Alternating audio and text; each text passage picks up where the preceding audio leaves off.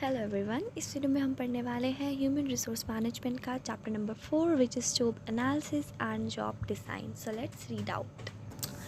Start करते हैं meaning से। It is a process of studying and collecting information relating to the operations and responsibility of a specific job. मतलब कि ये एक ऐसी प्रोसेस है जिसमें हम पढ़ते हैं और इन्फॉर्मेशन कलेक्ट करते हैं कि किसी पर्टिकुलर जॉब की क्या क्या रिस्पॉन्सिबिलिटीज़ होंगी। मतलब कि अगर कोई एम्प्लॉय वो जॉब को अपॉइंट करेगा तो उसे कौन कौन सी रिस्पॉन्सिबिलिटीज़ है जो फुलफ़िल करनी पड़ेगी। मतलब उसे कौन कौन सा वर्क है जो उसे असाइन करना पड़ेगा। That is studying and collecting information relating to the specific job. Job analysis is a detailed and static study of job to know the nature and characteristics of the people are to be employed on various job।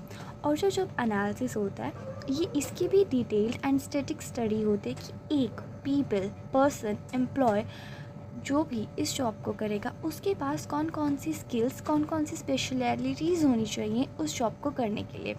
It involves collection of necessary facts for regarding job and their analysis. ये collection करता है उसके facts regarding the jobs relating the analysis. कि देखो कोई भी job है तो हम उसमें क्या क्या हमें काम करना पड़ेगा, क्या क्या काम नहीं करना पड़ेगा, उसकी जितनी भी इंफॉर्मेशन होगी वो कलेक्ट करेंगे। मीनवाइल जो एम्प्लॉय है उसके पास कौन कौन सी स्पेशलिटी होनी चाहिए एक पर्टिकुलर जॉब को करने के लिए, उन सबको कंबाइन करते हैं। तो जब हम ये सारा डाटा कलेक्ट करते हैं इसको बोलते हैं जॉब एनालिसिस। तो ये किस चीज़ की स्टडी है कि जितनी भी ड्यूटीज़ होती हैं रिस्पॉन्सिबिलिटीज़ होती हैं उन सबको कलेक्ट करना है relating to a particular job, कि उसका जॉब आइडेंटिफिकेशन क्या है, नेचर क्या है जॉब का, क्या क्या काम करना पड़ेगा, क्या क्या मटेरियल यूज़ होते हैं, क्या क्या रिलेशंस हैं उस जॉब के साथ, ऑर्गेनाइजेशन के साथ। ये सब जब हम अंडरस्टैंड करते हैं तब हम जॉब एनालिसिस में अंडरस्टैंड करते हैं। Now objectives of job analysis, कि जो जॉब एनालिसिस है उसके क्या ऑब्जेक्टिव है, हम क्यों ऐसे इवेल्यूएट करते हैं जॉब की पर्टिकुलर एक्टिविटीज़ को। Because of work simplification. अब हम जब जॉब को ऐसे अच्छे से अंडरस्टैंड कर लेंगे तो वो जॉब हमें सिंप्लीफाई लगेगी, मतलब उसे हम सिंपल जॉब लगेगी। It simplify the process and methods involve in it. It helps to improve productivity of personnel. जो ये प्रोसेस होती है जब हम जॉब एनालिसिस से एक जॉब को अच्छे से एनालिसिस कर लेते हैं तो वो थोड़ी सिंप्लीफाइड हो जाती है और उसके प्रोसेस एंड मेथड्स हमें पता लग जाता है और जिससे हमारी जो प्रोडक्टिविटी होती है एक पर्सोनल की वो इंक्रीज़ हो जाती है। Then establishment of standards of performance. जब हम जॉब एनालिसिस कर लेते हैं तो हमें उसके सारे स्टैंडर्ड्स पता लग जाते हैं। अगर वो जॉब थोड़ी हाई प्रोफेशनली रिक्वायर्ड होगी, हाई स्किल्स रिक्वायर्ड जॉब होगी तो उसके लिए हमें अपनी जो स्किल्स हैं वो थोड़ी अपग्रेड करनी पड़ेगी, तो हमें उसके स्टैंडर्ड्स पता लग जाएंगे। This standard should be establish the minimum acceptables qualities necessary for the effective performance for the job duties and responsibility। तो जो ये स्टैंडर्ड्स होते हैं ये वे स्टैंडर्ड्स होते हैं जो एक एम्प्लॉय में होने ही चाहिए। मतलब मिनिमम एक्सेप्टेबल क्वालिटीज़, मतलब कि अगर कोई जॉब है मिनिमम उसकी जो टेक्नोलॉजी है, जो उसकी हैंडलिंग पावर है वो एक एम्प्लॉय को आनी चाहिए। तो ये एक मिनिमम एक्सेप्टेबल क्वालिटीज़ बताता है एक पर्टिकुलर पर्सन की, एम्प्लॉय की, कि वो आप में नेसेसरी होनी ही चाहिए। Then support to other personal activities such as requirement, selection, training, development, performance appraisal and job evaluation। तो ये अदर पर्सनल एक्टिविटीज़ को भी सपोर्ट करता है जैसे जॉब एनालिसिस। इससे अगर जॉब हमें एनालिसिस कर लिया हमें पता लग जाएगा जॉब में क्या एक्टिविटीज़ हैं, क्या क्या रिस्पॉन्सिबिलिटीज़ है, तो उसी के अकॉर्डिंग हम अपनी रिक्रूटमेंट करेंगे, उसी के अकॉर्डिंग हम सिलेक्शन करेंगे, उसी के अकॉर्डिंग हम ट्रेनिंग पे भेजेंगे, उसी के अकॉर्डिंग हम परफॉर्मेंस अप्रेजल करेंगे। सो ये सब थे ऑब्जेक्टिव्स ऑफ जॉब एनालिसिस। तो अब पढ़ते हैं यूजेस ऑफ जॉब एनालिसिस कि what are the uses of job analysis. हम जॉब एनालिसिस करना इतना भी क्यों ज़रूरी है। So first is organisational designing. Job analysis will be used in classifying the job and the inter relationship among the jobs.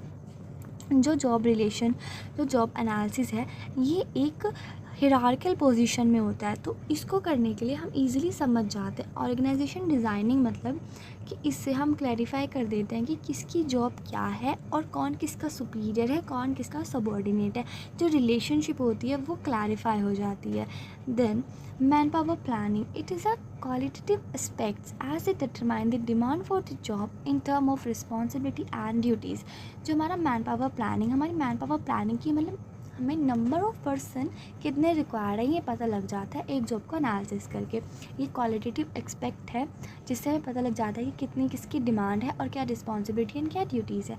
Then third one is recruitment and selection. It is very essential to know the requirements of the job and qualities of the individual who will be perform the job. Recruitment and selection में हमें कैसे useful होता है, अगर हमें किसी particular job के लिए किसी एम्प्लॉय को अपॉइंट करना है, उसको रिक्रूट करना है, तो हमें पता होगा कि क्या क्या नीडेड है क्वालिटीज़ जॉब में, और अगर वे क्वालिटीज़ एक एम्प्लॉय की क्वालिटीज़ से मैच होती है तो हम उसे अपॉइंट कर लेते हैं। सेम है, ये बहुत ज़्यादा इम्पॉर्टेंट होता है क्योंकि इससे हमें क्वालिटीज़ पता लग जाती है कि क्या जॉब को चाहिए एंड क्या एम्प्लॉय के पास है। Then fourth is placement and orientation. Job requirement with the abilities, interest and aptitude of people, job should be assign to person on the basis of suitability of the job. Placement and orientation, placement मतलब किसी को job assign करना। तो job की जो requirements होती हैं, जो पर्सन के पास एबिलिटी, इंटरेस्ट, एप्टीट्यूड ये सब मैच होता है जॉब से, तो उसे वही जॉब मिलती है। इससे वेस्टेज ऑफ टाइम नहीं होता, एक सूटेबल कंटेंट, एक सूटेबल कैंडिडेट ही एक पर्टिकुलर जॉब पे जाता है। Then fifth is training and development. It require to identify training needs, to design training program and evaluate training effectiveness. अगर हमें जॉब एनालिसिस आता है और हमने कर लिया, तो अब अगर हमारे पास कोई एम्प्लॉय है, उसके पास भी स्पेसिफिक स्किल्स नहीं है, तो हम in the respect of the job हम उसको ट्रेनिंग एंड डेवलपमेंट के लिए भेज सकते हैं, जिससे कि वो ट्रेनिंग कर लेगा तो उसमें थोड़ा अपडेट हो जाएगा, तो वो एक जॉब को अच्छे से कर पाए। Then job evaluation. Job evaluation aims at determining the relative worth of the job, which in turn helping determine the remuneration of the job. Job evaluation in the sense कि उसकी क्या worth है job की, मतलब उसे job को करने के लिए कितना कैलिबर चाहिए और जितनी कि वो कैलिबर लगा रहा है उसके हिसाब से उसकी क्या रिम्यूनरेशन होनी चाहिए, ये डिसाइड करने के लिए। Then seventh one is performance appraisal. The performance of an employee can be appraised objectively with the standard of job performance so establish. अब हर एक जॉब के कुछ स्टैंडर्ड्स होते हैं, अगर एक एम्प्लॉय उन स्टैंडर्ड्स को मैच कर लेता है तो उसको बोलते हैं परफॉर्मेंस अप्रेजल। मीनवाइल अगर वहीं कोई गलती हो जाती है तो वो एक करेक्टिव मेजर्स लेके उनको रिकवर कर ले, क्योंकि वहाँ पे परफॉर्मेंस अप्रेजल मतलब किसी की परफॉर्मेंस को इवेल्यूएट करना, उसको चेक करना कि वो एज पर स्टैंडर्ड्स चल रही है कि नहीं चल रही। तो standards are the most important. Then eighth is job designing. It helps in time and motion studies, work specification, methods, work place improvement and work measurement. अगर हमें जॉब एनालिसिस आता है, इससे हमें पता लग जाएगा क्या क्या हमें जॉब में एक्टिविटीज़ करनी है, तो ये हेल्प करता है हमारी मोशन स्टडीज़ में, वर्क स्पेसिफिकेशंस में एंड वर्क मेजरमेंट में कि क्या काम कैसे करना है। The ninth is safety and health. Job analysis process uncover the hazardous and unhealthy environment factors such as heat, noise, fumes. They take corrective measure to minimize worries. जो job analysis है उससे हमें पता लग जाता है कि कौन कौन सी हार्मफुल एक्टिविटीज़ भी इससे क्रिएट होंगी, तो उसी के अकॉर्डिंग हम अपने करेक्टिव मेजर्स ले लेते हैं। Then tenth is discipline. Corrective measures be taken in to avoid to untoward situation. Job analysis से कितना डिसिप्लिन क्रिएट होना चाहिए, क्या क्या करेक्टिव मेजर्स हैं वो एकदम से लिए जा सकते हैं। Then employee counselling. Analysis provide information about career choice and personal institution. अगर हमारी जॉब एनालिसिस हुई है अच्छे से, तो जॉब में क्या क्या स्पेशलाइजेशन होनी चाहिए वो भी हो जाएगी, उसी के अकॉर्डिंग एम्प्लॉय की करियर काउंसलिंग हो जाती है, जिसकी वजह से उसकी स्किल्स इन्हांस हो जाती है। Then twelfth is labour relations. Job analysis will help in improving labour management relation. Job analysis से हम अपने लेबर मैनेजमेंट रिलेशंस काफ़ी ज़्यादा इम्प्रूव कर सकते हैं। तो ये थे आपके यूजेस ऑफ जॉब एनालिसिस। अब पढ़ते हैं the process of job analysis की। What is the process of job analysis? तो first is organizing and planning for the program. Job analysis के लिए सबसे पहले तो हमें ऑर्गेनाइज एंड प्लान करना पड़ेगा प्रोग्राम को। The company must decide who will be in charge of the program and must assign responsibility to the designated person. अब कोई प्रोजेक्ट है, प्रोजेक्ट को करने के लिए पहले हमें उसके लीडर्स डिसाइड करने पड़ेंगे। तो सबसे पहले जॉब एनालिसिस के लिए, कोई जॉब के लिए कंपनी को उसका इंचार्ज ढूंढना पड़ेगा कि कौन उसको असाइन करेगा, किसके पास सारी रिस्पॉन्सिबिलिटी होगी, कौन डेजिग्नेटेड पर्सन होगा। Then obtaining current job design information. अब क्या करंट में क्या सिचुएशन है, किसके पास क्या रिक्वायरमेंट्स है, क्या स्पेशलाइजेशन है, मैनुअल्स है, सिस्टम है, फ्लो चार्ट्स, ये सब इसमें आएगा। For this purpose current job description and job specification procedure manual system forward chart should be studied. इसके लिए अगर अभी क्या करंट में क्या पोजीशन चल रही है, उसके लिए हमें procedure, manual system, flow charts, इन सब की ज़रूरत होती है। Then third one is conducted need research. The job analyst should investigate to determine which organization, managers और staff person require job analysis। तो फिर उसके बाद हम करेंगे नीड रिसर्च कि हम कौन से डिपार्टमेंट में किस पोस्ट की ज़रूरत है, जैसे कि ऑर्गेनाइजेशन, मैनेजर्स और स्टाफ किसको ज़रूरत है न्यू वैकेंसीज़ की। Then establishment priorities in the jobs analysed. इसमें होगा कि जो भी ह्यूमन रिसोर्स डिपार्टमेंट होगा वो आइडेंटिफाई करेगा कि जो प्रायोरिटी है जॉब में वो किसको ज़्यादा मिलेगी, मतलब कि कौन सी वैकेंसीज अभी खाली है जिसके लिए ज़्यादा अभी ज़रूरत है एक वैकेंसी की, मतलब ज़्यादा एम्प्लॉय की ज़रूरत है। Then fifth one is collecting the data. अब नेक्स्ट स्टेप में हम डाटा कलेक्ट करते हैं कि जो जॉब है उसके लिए क्या सिस्टमेटिक टेक्निक्स हैं और क्या नहीं है। Then redesigning the job. Then अगला हम उसको जॉब को रीडिज़ाइन करते हैं, अगर ज़रूरत होती है तो ही करते हैं। Then seventh preparation job description and job classification. Job description एक ऐसी स्टेटमेंट होती है जो एक्टिविटी की फुल डिटेल्स देती है कि क्या क्या करना है, क्या क्या नहीं करना है। देन जॉब एनालिसिस जो होता है वो डिस्क्रिप्शन फॉर्म में हेल्प करता है बनाने में। देन जो ये फॉर्म होते हैं फर्दर फ्यूचर में काम आते हैं। Then developing job specification.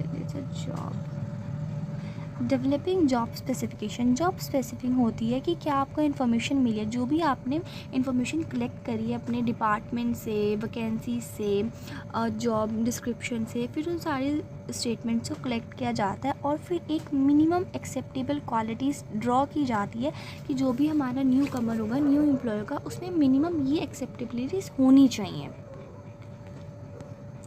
Then अब पढ़ते हैं प्रॉब्लम्स इन जॉब एनालिसिस की। जो जॉब एनालिसिस है कभी कभी डिपार्टमेंट्स में अच्छे से नहीं हो पाता, तो the reason is lack of support of from top management. कभी कभी जो टॉप मैनेजमेंट होता है वो सपोर्ट नहीं करता है। They refuse to appropriately describe what an employee suppose to do in the company, creating confusion in the mind of set employees. कभी कभी जो हमारे सुपीरियर्स होते हैं वो रेजिस्ट कर देते हैं बताने से कि किसको क्या करना है। कभी उनको एक्सप्रेस करना नहीं आती, कभी वो एक्सप्रेस करना नहीं चाहते, तो वो बता ही नहीं पाते कि एक एम्प्लॉय को क्या करना चाहिए, जिसकी वजह से उनके माइंड में कन्फ्यूजन क्रिएट हो जाती है। Then single method. Job analysis का सिर्फ एक ही मेथड है, दो और मेथड करेंगे, 2-3 मेथड के साथ करेंगे तो वो ज़्यादा इंप्रूवमेंट देगा। Then third one is lack of training. Employees को ट्रेनिंग नहीं मिल पाती है, जिसकी वजह से ना वो अंदर से मोटिवेट हो पाते हैं, ना इनमें अंदर क्वालिटी आ पाती है उस काम के लिए। Job holder do not train motivated to generate quality data for job analysis. वो लोग ट्रेंड ही नहीं है, उनका ट्रेनिंग अभी तक हुई नहीं अच्छे से, इस वजह से ना ही वो मोटिवेट होते, ना ही वो कोई इनिशिएट ले पाते। Then distortion of activities. Job holder tend to submit distorted data either intentionally or inadvertently. अब डिस्टॉर्शन ऑफ एक्टिविटीज़ क्या होता है, कभी कभी जो डाटा हम कलेक्ट करते हैं वो या तो गलती से या फिर जानबूझकर हम गलत सबमिट कर देते हैं, जिसकी वजह से बहुत सारे एरर्स क्रिएट हो जाते हैं। अब पढ़ते हैं जॉब डिस्क्रिप्शन की। जॉब डिस्क्रिप्शन क्या होता है। Job description is a very important document as it helps to identify the job and give clear idea of what the job is. The data collected through job analysis provide a basis for job description and job specification. Job description functionally describe what the job initials and it is close what, how and why the job is to be done. तो job description क्या होता है। Job description job analysis के बाद बनता है। इसमें हमें पता लगता है कि जो जॉब्स है उसकी क्या कंटेंट है, जो जॉब है उसकी क्या ड्यूटीज़ होने वाली है, क्या रिस्पॉन्सिबिलिटीज़ होने वाली है, कि क्या क्या उसको काम करने वाला है। तो एक ऐसा ये बहुत इंपॉर्टेंट डॉक्यूमेंट है जो हमें बताता है कि जॉब क्या है, जॉब हमें क्या आइडिया देने वाली है, जॉब में हमें क्या काम करना है। ये हमें जॉब एनालिसिस से बनता है और ये basis for job description and job specification. Then job description एक फंक्शनल डिस्क्राइब करता है कि जॉब में क्या इंटरेस्ट, क्या उसमें काम करना है, कि ये क्या है, क्यों है और कैसे इसको काम करना है। Then next one is content of job description. अब देखते हैं कि जॉब डिस्क्रिप्शन में क्या। सबसे पहले तो प्रॉपर टाइटल दैट कि ये थोड़ा शॉर्ट होना चाहिए, डेफिनेट होना चाहिए एंड सजेस्टिव होना चाहिए, और क्या जॉब वाला क्या काम करने वाला, क्या क्वालिटीज़ होनी चाहिए होल्डर के पास, ये सारी चीज़ इसमें आ जाती है। देन जॉब समरीज क्या क्या कंटेंट होने वाला है, क्या क्या उसको एक्टिविटीज़, कौन कौन से टास्क उसको परफॉर्म करने वाले हैं। देन जॉब लोकेशन किसको कौन से डिपार्टमेंट में काम करने वाला है, किसको कौन से फ्लोर पे कौन से डिपार्टमेंट में काम मिलेगा। देन ड्यूटीज़ एंड रिस्पॉन्सिबिलिटी किसको कौन कौन सी ड्यूटीज़ करनी है, कौन कौन सी क्या फ्रीक्वेंसी के साथ करनी है और कौन सी मेजर फ्रीक्वेंसी के साथ एंड मेजर ड्यूटी करनी है, किसको कौन सी किस दिन कौन सी किस पे शिफ्ट लगेगी। देन मशीन्स एंड टूल्स की उसको बताया जाएगा कि आपको कौन से इक्विपमेंट से काम करना है, कौन से टूल्स के साथ आपको हैंडल करना पड़ेगा। Then working condition in the sense कि वहाँ पे height, light, noise level, dust, फ्यूमेसी कितना कुछ होने वाला है, कितनी परसेंटेजेस में होने वाला है। द नेचर ऑफ सुपरविजन की उसको पता लगेगा कि उसको कौन सुपरवाइज करने वाला, कौन उसका लीडर है, who is the boss of him. Then relations to other jobs, क्योंकि अदर जॉब्स के साथ क्या क्या रिलेशन है। देन प्रमोशन, जो चैनल्स प्रमोशन के साथ, रिपोर्ट किसको करना है, किसको रिपोर्ट लेना है, देन ये सब चीज़ें आती हैं। Then characteristics of a good job description की गुड जॉब डिस्क्रिप्शन कैसा होता है। जो गुड जॉब डिस्क्रिप्शन होता है वो अप टू डेट रहेगा, मतलब वो ऐसा मतलब लास्ट ईयर वाला नहीं होगा, वो अप टू डेट मतलब जैसे जैसे चेंजेस आएंगे वो अप टू डेट होता रहेगा। देन जॉब टाइटल होगा वो थोड़ा शॉर्ट, डिपेंडेंट, सजेस्टिव होगा।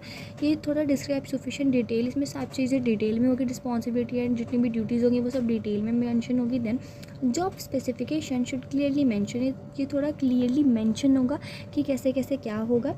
Then it should be descriptive, short and concise, थोड़ा डिस्क्रिप्टिव तो होगा भी बट थोड़ा छोटा होगा और कंसाइज होगा। Statement of uphold to be avoided, जितनी हमें इसे कन्फ्यूजन करने वाली स्टेटमेंट्स है ये सारी अवॉइडेड होंगी। Then example of work perform में भी वर्ड, जो हमारे एग्जाम्पल की जितने भी हमें काम करने के लिए बोले जाएंगे वो सारे में क्वाटेड होंगे। Then all employee must know the content of the job, जितने भी एम्प्लॉयज़ होंगे उन सबको content of the job description पता होगा, सब एम्प्लॉय को पता होगा कि उन्हें क्या काम करना है।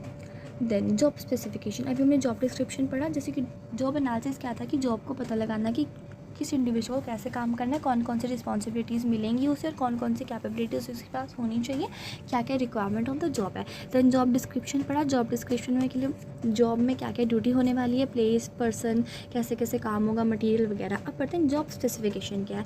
Job specification or employee specification is a statement of the minimum acceptable human qualities required for the job performance of the job. देखो अभी जैसे कि हमने पढ़ा जॉब एनालिसिस में दोनों की बात हो रही होती है, पर्सन की भी एंड जॉब की भी। देन जॉब डिस्क्रिप्शन में सिर्फ जॉब की बात हो रही होती है कि क्या इक्विपमेंट होने वाले हैं, प्रॉपर लाइट वगैरह वे सब।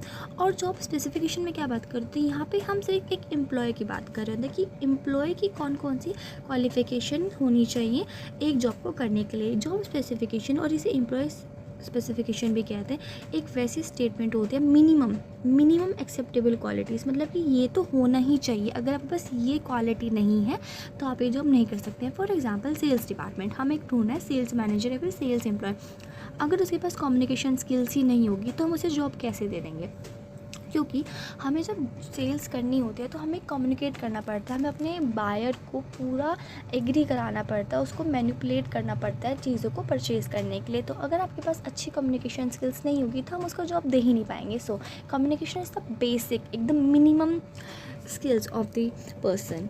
देन जो मिनिमम ह्यूमन एक्सेप्टेबल क्वालिटीज़ होती हैं वो होनी चाहिए किसी जॉब को करने के लिए, इसे कहते हैं जॉब स्पेसिफिकेशन। इट इंक्लूड, इसमें बहुत सारे कैरेक्टर्स आते हैं, जैसे कि फिजिकल कैरेक्टरिस्टिक्स की बात करें तो height, weight, chest, vision, hearing, health, age, voice. Psychology की बात करें, सोशल कैरेक्टरिस्टिक्स की बात करें तो इमोशनल स्टेबिलिटी होनी चाहिए, flexibility, decision making, mental list characteristics such as general intelligence and memory, judgment, personal, sex, education, family background, job experience, extracurricular activities. Let me explain it. जो भी एक पर्टिकुलर जॉब होगी उसके बहुत सारे क्राइटेरिया होंगे। अगर फिजिकल क्राइटेरिया की बात करें तो height, weight, chest, vision, hearing, health, age, voice आ जाएगा। देन साइकोलॉजी की बात करें तो वहाँ पे इमोशनली स्टेबिलिटी, फ्लेक्सिबिलिटी क्या है, डिसीजन कितने अच्छे से ले रहा है, कितने अच्छे से एनालिटिक कर रहा है, ये सब चीज़ें आ जाएंगी। मेंटल कैरेक्टरिस्टिक्स की बात करें तो जनरल इंटेलिजेंस क्या है, मेमोरी कितना याद रह लेता है, जजमेंट क्या, एबिलिटी टू कंसंट्रेट क्या है, कितना कुछ कंसंट्रेट कर पाता है, कितने ध्यान से सुन पाता है। और अगर पर्सनल कैरेक्टरिस्टिक्स की बात करें तो उसका सेक्स क्या है, फीमेल मेल, एजुकेशन की कहाँ से क्या पढ़ाई करी है, फैमिली बैकग्राउंड कैसा है, विद कौन से स्टेट से है, क्या उसकी स्पोकन लैंग्वेज है, जॉब एक्सपीरियंस क्या रहा है, उसका हॉबीज़ क्या नहीं है, और एक्स्ट्रा करिकुलम एक्टिविटीज़ उसने कौन कौन सी पार्ट लिया है। तो ये सब हमारे देखते हैं। देन अब पढ़ते हैं guidelines for preparing job specification. अब भी कौन कौन सी गाइडलाइंस है जो होनी चाहिए जॉब स्पेसिफिक बनाने के लिए। The qualification required for the job should be treated as the main components of the job. जितनी भी क्वालिफिकेशन एक पर्सन में होनी चाहिए वो इसका मेन कंटेंट होता है, जैसे कि एजुकेशनल क्वालिफिकेशन कितनी है, professional qualification, knowledge, communication, leadership should be maintain.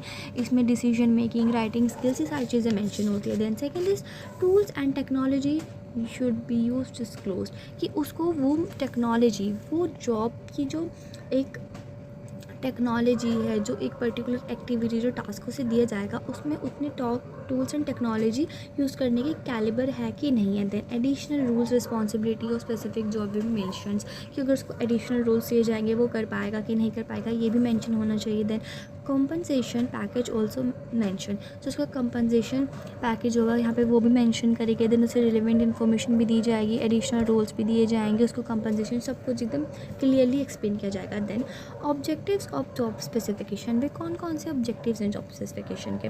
Then first is to assist the HR department to find the right candidate for the defined profile. Objective क्या होता है, हम जॉब स्पेसिफिकेशन क्यों ढूंढते हैं, हम एक पर्सन में मिनिमम क्वालिटीज़ क्यों ढूंढते हैं, इसीलिए ढूंढते हैं ना, जिससे कि वो जॉब पे अच्छे से फिट हो पाए। अगर उसको वो क्वालिटीज़ आती नहीं है और हम उसको जॉब पे बिठा दे, दोनों का वेस्ट है, टाइम वेस्ट है, मनी वेस्ट है।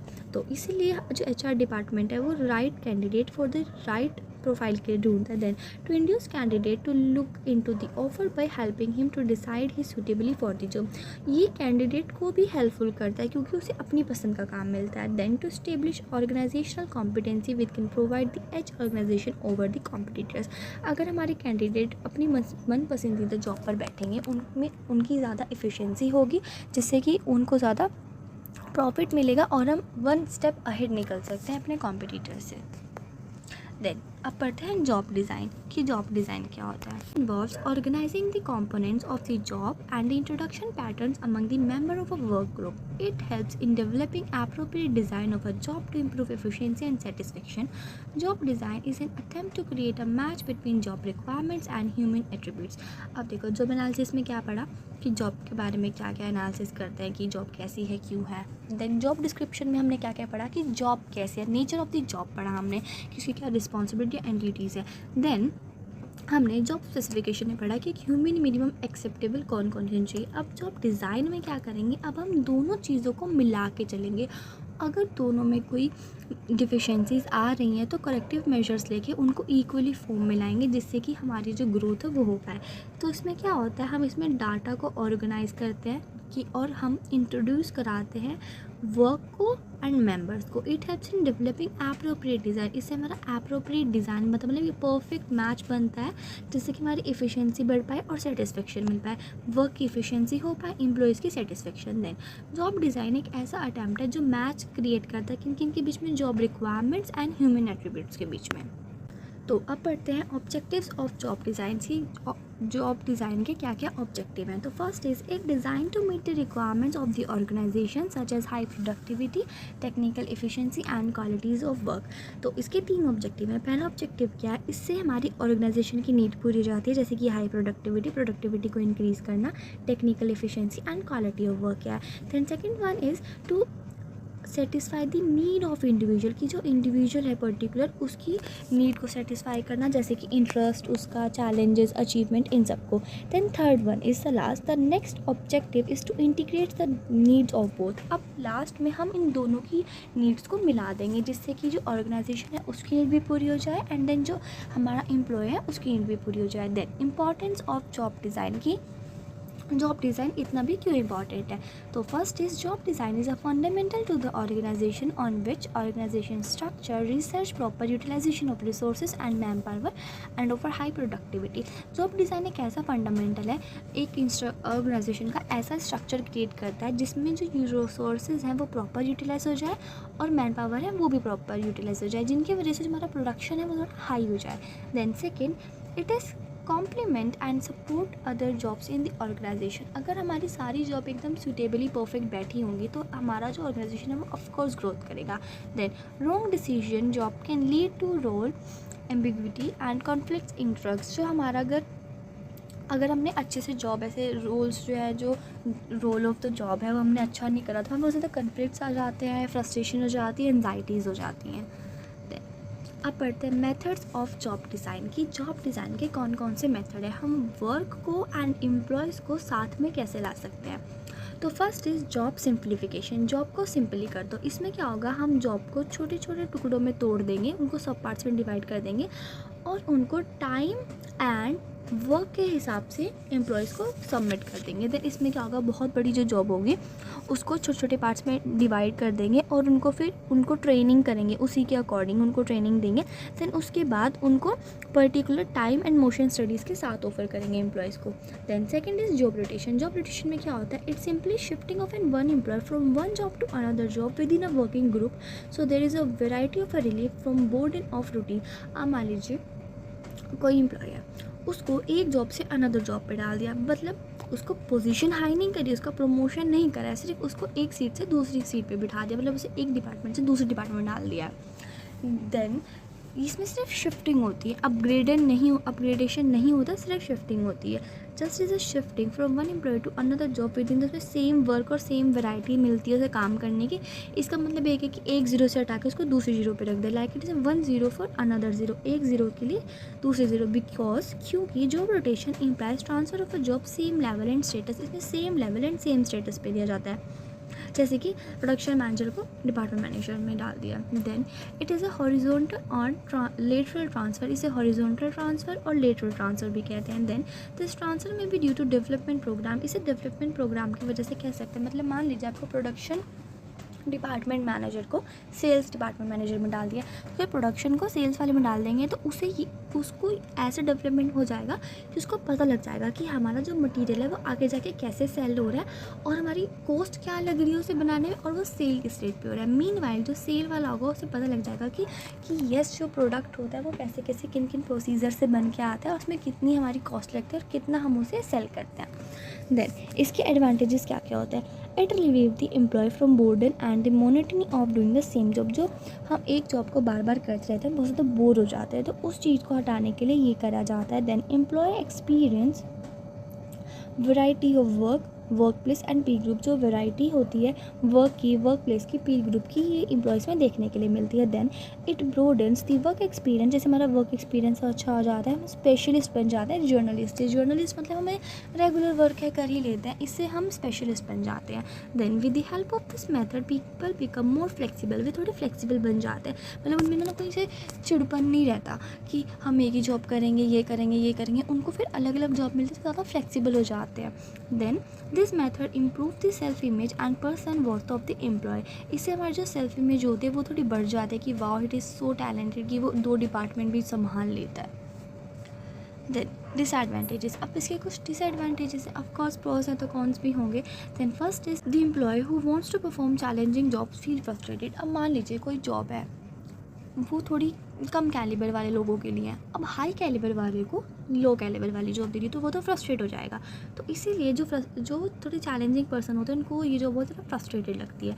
Then second one is shifting of employment cause interruption in work routine in the organization. अगर हम ऐसे लोगों को शिफ्ट करते रहेंगे तो काम ढंग से कौन करेगा, कोई न्यू मैनेजर आएगा वो तो कहेगा कि इसे कैसे करूँ मैं, क्योंकि उसको तो पता ही नहीं कि ओरिजिन कहाँ है, तो इसकी वजह से काफ़ी ज़्यादा इंटरप्शन हो जाता है काम में। Then third one is job rotation may lead to increase in cost and decrease in productivity, इससे हमारी कॉस्ट जो है वो इंक्रीज़ हो जाती है और जो प्रोडक्टिविटी है वो हमारी गिर जाती है। Then the employer wants to specific responsibility chosen specialist में फील डिमोटिवेटेड, इससे हमें काफ़ी ज़्यादा डिमोटिवेट भी फील हो जाता है। Then this method has limited impact on employees motivation and productivity, इससे हमें ज़्यादा खास मोटिवेशन मिलती नहीं है देखने के लिए। देन जॉब इनलार्जमेंट क्या होता है, ये भी थर्ड मेजर है। This process of increasing the scope of the job of a particular employee by adding more task. अब बोर हो रहा है एम्प्लॉय, उसको और काम दे दो, उसे और टास्क दे दो, ये होता है जॉब इनलार्जमेंट। इससे क्या होगा, स्कोप इंक्रीज़ हो जाएगा क्योंकि हम उसे और टास्क दे रहे हैं।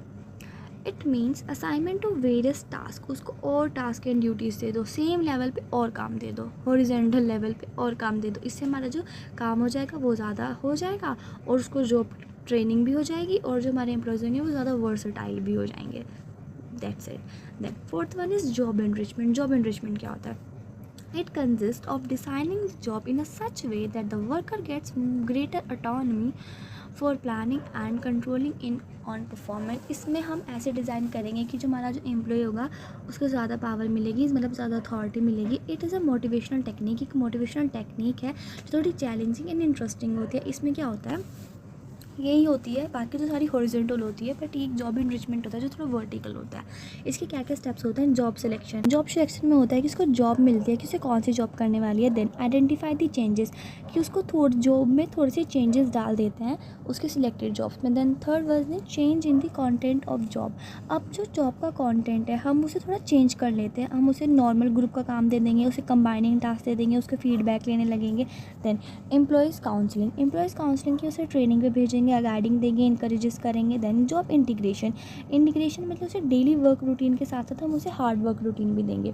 Then technique of job enrichment. अब वे कौन कौन सी टेक्निक है? टेक्निक्स पहले उसको न्यू टास्क दे देंगे, नेचुरल वर्क दे देंगे। देन सेट ऑन स्टैंडर्ड, उसको स्टैंडर्ड सेट कर देंगे कि आपका आज का काम ये है, इस प्रोफिशिएंसी के साथ करना है।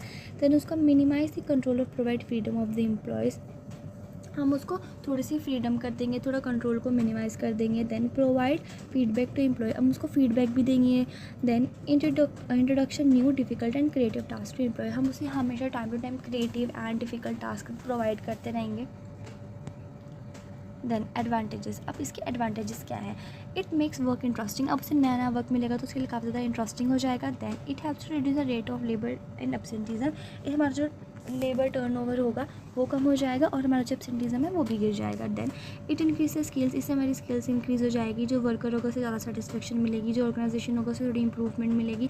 Then disadvantages, failed and motivated employees, हम कभी कभी मोटिवेट नहीं हो पाते इससे एम्प्लॉयज़, उन्हें ज़्यादा बोर्डम लगता है कि आपने तो हमें सावरा कितना सारा सामान थोप दिया हम पे।